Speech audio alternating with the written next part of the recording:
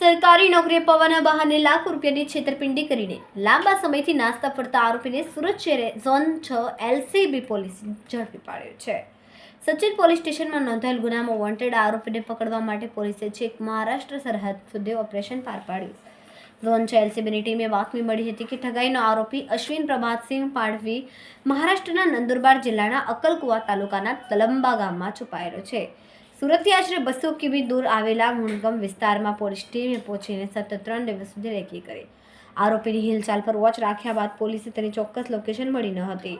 Technical surveillance અને human ઇન્ટેલિજન્સના આધારે પોલીસે જાળ બિછાવી હતી અને આરોપી મહારાષ્ટ્ર ગુજરાત બોર્ડર પર તાપી જિલ્લાના કુકુરમુંડા વિસ્તારમાં આવેલા મટાવર બસ સ્ટેન્ડ પાસે પહોંચ્યો ત્યારે સતર્ક પોલીસે તેની ટીમ દબોચી લીધો.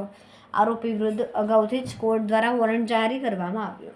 પ્રભાવશાળી વ્યક્તિ હોવાની ઓળખ આપીને છેતરપિંડી આરોપી અશ્વિન પાડવીની મોડેસ ઓપરેટિવની વાત કરીએ તો તેણે ભોગ બનનારને પોતે જ ખૂબ વગદાર અને પ્રભાવશાળી વ્યક્તિ હોવાનું જણાવ્યું. સરકારી વિભાગોમાં પોતાની મોટી ઓળખાણ હોવાનું કહીને સામેવાળી વ્યક્તિને સરકારી નોકરી અપાવવાની લાલચ આપી વિશ્વાસમાં લઈને તેને ટુકડે ટુકડે 4 લાખની રકમ પડાવી લીધી. લાંબો સમય વીતવા છતાં નોકરી નહીં મળી અને આરોપી વાયદા પર વાર્તા કરતો હતો ત્યારે ભોગ બનનારને પોતાની સાથે છેતરપિંડી થઈ હોવાનો અહેસાસ થયો.